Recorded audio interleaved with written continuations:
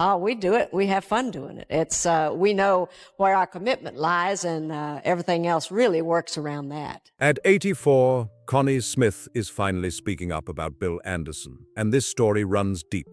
Connie Smith, born Connie Joan Ray on August 14, 1941, in Elkhart, Indiana, came from almost nothing and fought her way to become one of country music's most respected voices. Her rise wasn't handed to her. She earned every bit of it through grit, talent, and pure determination. Her early years were filled with struggle and hard times. Growing up around poverty and personal pain could have broken her, but instead it pushed her toward music. That became her escape. As a teenager, she picked up a guitar and got pulled into the raw sounds of classic country, gospel, and Appalachian music. That sound got in her soul and never left. Those roots shaped a voice people couldn't ignore, clear, powerful, and full of emotion. Even early on, Connie had a way of singing heartbreak and strength that hit people hard. Then, in the early 1960s, everything changed when she moved to Ohio and joined a local band.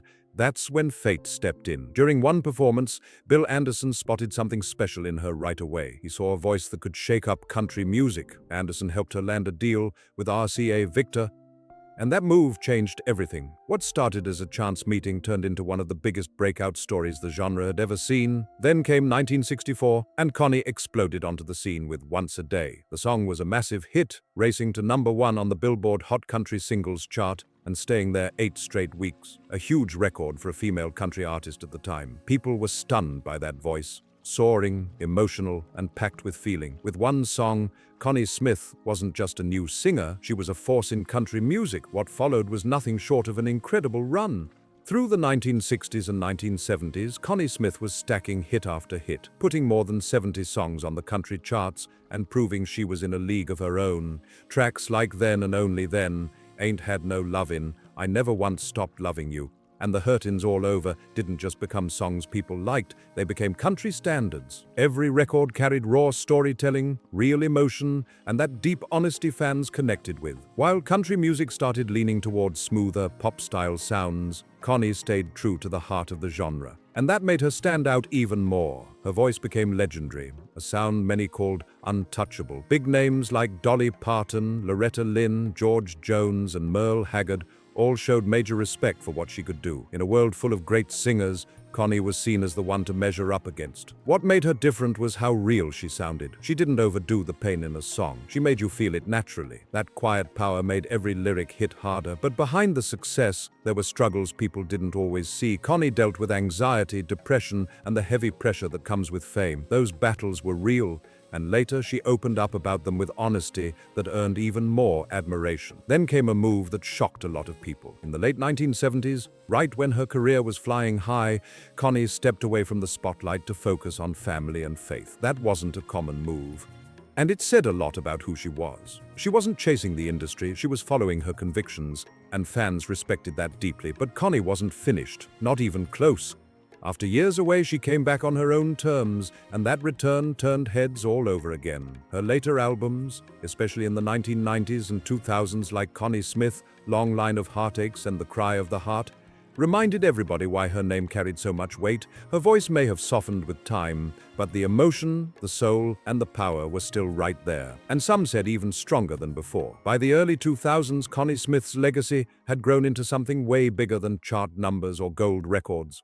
Growing up, I used to listen to anything I could hear that was music. And I used to listen to Sarah Vaughan and Nancy Wilson and Nat King Cole, any of the ones that we could hear because we couldn't get country music all the time. But when we listened to the Opry, the Louvin brothers were my favorites. Wow. This wasn't just about hit songs anymore. This was about impact, respect, and a name woven into the soul of country music itself. Then, in 2002, came a huge moment when CMT ranked her 9th on its prestigious list of the greatest women in country music. That honor sent a loud message. Connie wasn't just part of history, she helped shape it, being placed among the most powerful female voices the genre had ever seen only confirmed what fans and legends had been saying for years. Her voice, her grace, and that raw, emotional honesty made her stand apart. She didn't just sing country music, she embodied it. And then came praise that made even bigger waves. George Jones, one of Connie's lifelong heroes, gave her one of the most stunning compliments imaginable. In his memoir, I Lived to Tell It All, he named Connie Smith his all-time favorite female country singer. That turned heads all over Nashville. Coming from George Jones, a man whose opinion carried serious weight, That wasn't ordinary praise, that was legendary respect. It was a quiet but powerful sign of how deeply Connie was valued among country music's biggest icons. But Connie didn't sit back and live off old glory, not her style. She kept following her own path, guided by both art and faith. In 2003, she released the Christian album Love Never Fails, teaming up with Barbara Fairchild and Sharon White of the Whites. And this project had heart all over it. It showed another side of Connie, rooted in faith, comfort, and uplifting music, while still carrying the same sincerity that made her voice unforgettable. And her influence kept reaching younger stars too. A whole new generation looked at Connie as a blueprint. In 2005, Martina McBride paid tribute by recording Connie's signature song, proving her music still carried serious weight decades later. That's when it became clear Connie Smith wasn't just inspiring her peers anymore, she was shaping the future of country music too. Then came another reminder that Connie Smith's influence was still running strong. Her classic hit Once a Day was featured on Martina McBride's album Timeless,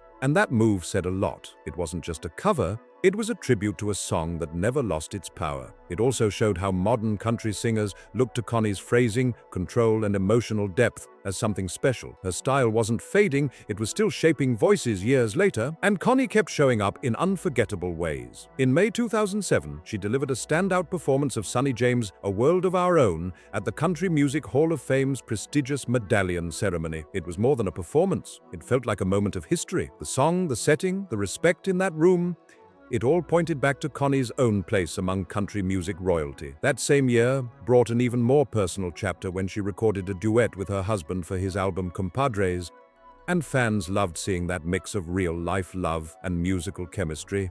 It was a rare glimpse of Connie blending personal devotion with the artistry she was known for. Then, in 2012, came one of the biggest moments of all. Connie Smith was inducted into the Country Music Hall of Fame. Many felt it was overdue, and the celebration around it was huge. She wasn't honored only for hit records, but for protecting the heart and soul of traditional country music. Her career was praised as a bridge between country's roots and where the genre was headed next, and that is no small legacy. But beyond trophies and honors, Connie's real power has always been her influence. So many artists, especially women in country, have looked to her as a blueprint. Her phrasing, vocal strength, and quiet emotional control changed what greatness sounded like. She proved a woman could lead the genre with grace, authority, and authenticity, and do it without compromising who she was. And behind all that success was a personal life filled with love, trials, and hard-earned wisdom. Connie's been married 4 times, with each chapter bringing joy, struggle, and lessons that shaped her journey. Those experiences reveal something deeper behind the legend, a resilient, deeply human story that made her music hit even harder. Connie Smith's personal story had just as many twists as her music career. Her first marriage came in 1961 when she married Jerry Smith, a payroll analyst at Interlake Iron Corporation in Beverly, Ohio. She was still very young, stepping into adulthood while trying to balance marriage and a rising career that was starting to demand more and more of her. Even in those early days, she was juggling 2 worlds at once. Together they welcomed a son, Darren Justin, born March 9, 1963, and that opened a whole new chapter in Connie's life. Motherhood became a huge part of her story. Darren later built a meaningful path of his own, traveling to Europe in the late 1970s as a missionary before becoming a psychologist. That journey reflected both faith and intellect, something deeply rooted in the family. But while there was joy, life brought pressure too. I think it was raw. It's a good thing it was, when I joined, because I really didn't have any coaching or anything. I just wanted to sing. And shifting paths eventually led Connie and Jerry to divorce in the mid-1960s, closing a major first chapter. But Connie's story kept moving, and love found her again through music. She married Jack Watkins, a guitarist in her touring band, and their bond grew from shared stages, long drives, and the close connection musicians often build on the road. It had all the makings of a strong romance. They had a son together, but the marriage moved fast and ended fast. Within a year, they had separated, showing just how hard life on tour could be when personal and professional worlds collide. Then came another major chapter when Connie married Marshall Haynes, a telephone repairman whose life soon became deeply tied to hers. In the early 1970s, he often traveled with her on the road, becoming part of that demanding touring life. This relationship brought more stability and became one of the most significant stretches of her personal journey. Together, they had 3 daughters, expanding Connie's world as a mother, while she kept managing a career that never slowed down. Balancing fame, family, and constant pressure wasn't easy, but she carried it all at once. And even though the marriage ended in divorce in the early 1990s, It remained one of the longest and most defining relationships of her life. It was a chapter filled with love, lessons, and the kind of real-life struggles that gave even more depth to the woman behind the legendary voice. After that divorce, Connie Smith made a bold declaration. She said she would never marry again. In her mind, that chapter was closed for good, but life had a shocking way of rewriting the story. On July 8, 1997, she surprised a lot of people by marrying for a fourth time, and not just to anyone, but acclaimed country star and producer Marty Stewart. And this is where the story takes a remarkable turn. Marty had been working on Connie's music, producing material connected to her comeback era and helping reignite her career.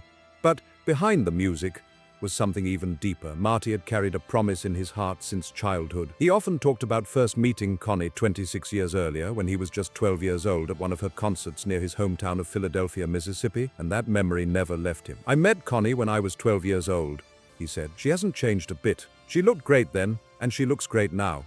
And what makes it even wilder, Marty once told his mother he was going to marry Connie Smith someday. Imagine saying that as a kid, and then actually living it out years later. That sounds almost unbelievable, but it happened.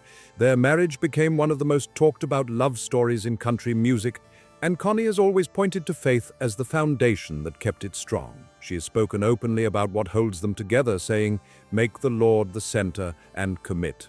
Simple words, but powerful ones. In that message is a lifetime of wisdom shaped by heartbreak, healing, hope, and second chances. It's proof that new beginnings can show up when you least expect them. And now at 84, Connie has reached a point where reflection comes naturally, and she seems more willing than ever to speak with honesty earned through decades of experience. For years, she often let the songs do the talking. But when the conversation turns to Bill Anderson, the legendary songwriter, performer, and longtime figure in her story, there's a sense that silence is no longer necessary. With the wisdom of a lifetime behind her, Connie appears ready to speak up in a way people have waited years to hear. And when someone who has carried this much history finally opens up, people pay attention, because what she has to say about Bill Anderson may reveal far more than anyone expected. Connie Smith is finally opening up about the man who helped shape her career, build her confidence, and teach her how the music business really worked. Bill Anderson, and by her own words, his role in her life ran deep. "Bill Anderson came into my life at a time when I didn't even fully understand what was happening to me," Smith said.